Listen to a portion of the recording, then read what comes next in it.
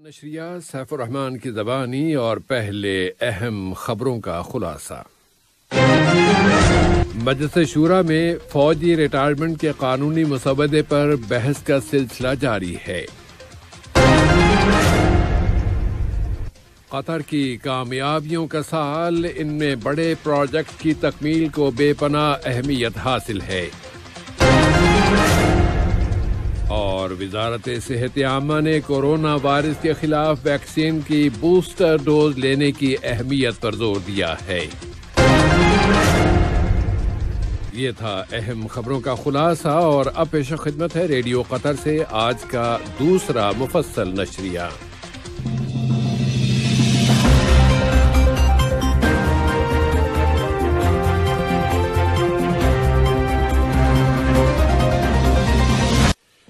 بسم اللہ الرحمن الرحیم۔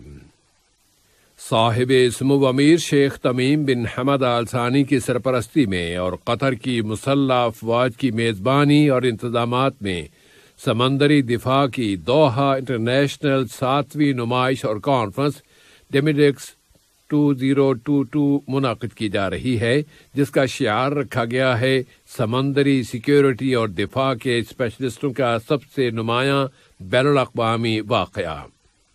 یہ نمائش اور کانفرنس ہر 2 سالوں میں ایک مرتبہ منعقد کی جاتی ہیں، اور ان میں اعلیٰ سرکاری حکام، سیکیورٹی اور ڈیفنس کی انڈسٹری کے بڑے صنعت کار جمع ہوتے ہیں اور ان کی طرف سے عالمی سمندری سیکیورٹی اور ان کے دفاع کی جدید ترین ٹیکنالوجی اور جدید آلات کی نمائش کی جاتی ہے۔ مجلس شورا نے آج اس کے اسپیکر جناب حسن بن عبداللہ الغانم کی سربراہی میں اپنا معمول کا ہفت روزہ اجلاس بلایا۔ شورا نے سماجی انشورنس اور فوجی ریٹائرمنٹ کے قانونی مسودوں کی اب تک کی اسٹڈی اور ان پر مناقشوں کے بارے میں معلومات حاصل کیں۔ اس بارے میں مجلس شورا کے اسپیکر نے کہا ہے کہ یہ دونوں قانونی مسودے شہریوں کے ہاں بہت زیادہ اہمیت رکھتے ہیں۔ اس کے علاوہ شورا کونسل نے انتخابی پروگراموں کی کمیٹی کے اب تک کے کام کی معلومات حاصل کی۔ شورا کے ممبران نے جزیرہ نما عرب کے ساتھ یورپی تعلقات کے وفد کے اجلاس میں شورا کی شرکت کی تعریف کی۔ یہ اجلاس موسمیاتی تبدیلیوں، خلیج کے ملکوں میں پائیدار توانائی سے متعلق ہے۔ پھر کرپشن کی روک تھام سے متعلق اقوام متحدہ کے سمجھوتے میں شامل ملکوں کی 9ویں کانفرنس میں بھی اس کی شرکت کو سراہا گیا ہے۔ شورا کے اراکین نے موسمیاتی تبدیلیوں اور کرپشن کی روک تھام کے موضوعات پر کی جانے والی بحث اور مناقشے اور ان ایونٹس میں شورا کی شرکت اور اس کے کردار کی اہمیت پر زور دیا ہے کہ اس طرح مقامی، علاقائی اور بین الاقوامی سطحوں پر ہونے والے واقعات اور اہم مسائل میں شورا کی دلچسپی اور اس کی توجہ کی عکاسی ہوتی ہے۔ سال کا اختتام قریب ہے، ایسے میں قطر میں ہونے والی ترقی اور یہاں تعمیر و بنا کے اہم منصوبوں اور پروجیکٹس کی تکمیل بہت اہمیت کی حامل ہے۔ قطر کی مقامی اور بین الاقوامی اہم کرداروں نے ملک کو لیڈنگ رول کے ساتھ ساتھ اعلیٰ مقام و مرتبہ بھی دلایا ہے، جو اسے درپیش چیلنجوں اور عالمی سطح پر آنے والی تبدیلیوں کے بارے میں اس کے نیشنل ویژن کی روشنی میں اسے حاصل کیا گیا ہے۔ سیاسی اور سفارتی لحاظ سے قطر نے عالمی سطح پر جو اہم مقام حاصل کر لیا ہے، اس کی گواہی ساری دنیا دے رہی ہے۔ اس میں افغانستان کے مسئلے میں دوحہ کا کردار تو اہم سنگ میل یا مائل سٹون کی حیثیت رکھتا ہے۔ قطر کے اس کردار کا ہی تو نتیجہ ہے کہ آج ہر ایک کی زبان پر قطر کا نام ہے۔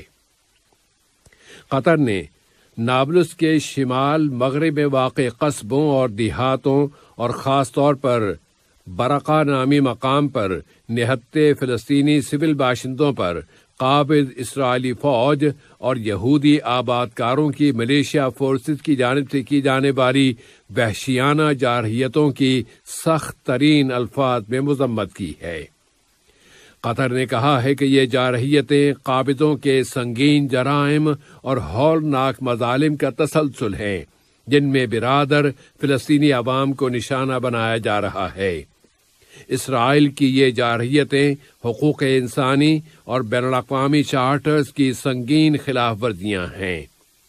قطر کی وزارت خارجہ نے زور دے کر کہا ہے کہ عالمی برادری فوری طور پر حرکت میں آئے اور فلسطینی عوام کے خلاف بار بار کی جانے والی ان اسرائیلی جارحیتوں کو رکوائے۔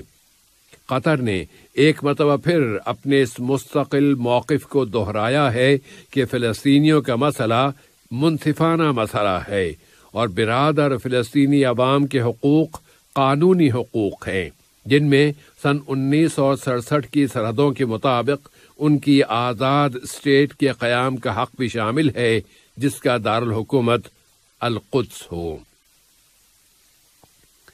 ادھر غزہ کی پٹی کو بچانے کے لیے قطر کی کوششوں اور وہاں بجلی کے بحران کو حل کرنے کے لیے اس کی مسلسل جدوجہد اور غزہ کی پٹی کی تعمیر نو کے لیے قطری کمیٹی کی کوششوں کے نتیجے میں فلسطینی انتظامیہ میں شامل ایندھن اور قدرتی وسائل کی انتظامیہ اور بجلی پیدا کرنے والی غزہ کی کمپنی کے درمیان ایک سمجھوتا ہو گیا ہے۔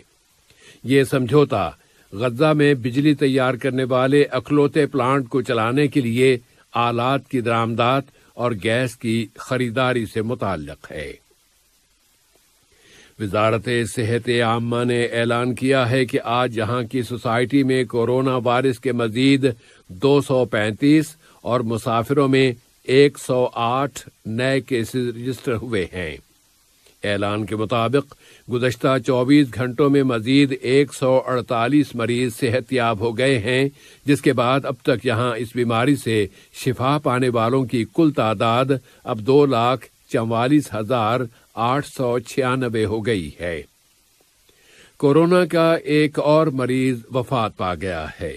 اس کی عمر 85 برس تھی اور وہ کئی بیماریوں کا شکار تھا۔ وزارت صحت نے کورونا کے موجودہ حالات میں ویکسین کی تیسری یعنی بوسٹر ڈوز لینے کی اہمیت پر زور دیا ہے۔ لبنان کی وزارت داخلہ نے اگلے سال مئی کی 15 تاریخ کو وہاں پارلیمانی انتخابات کرانے کا اعلان کیا ہے اور کہا ہے کہ بیرون ملک مقیم لبنانی باشندے جس ملک میں بھی ہوں وہاں وہ اس ماہ کی 6 یا 8 تاریخ کو ووٹ ڈال سکیں گے۔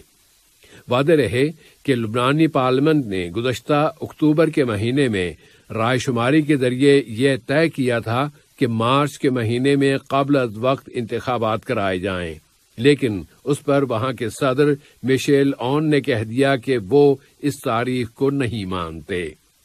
لبنان میں اس وقت شدید عوامی غصہ پایا جاتا ہے کہ ملک کی معیشت تباہ ہو چکی ہے اور وہاں غربت بہت زیادہ بڑھ گئی ہے۔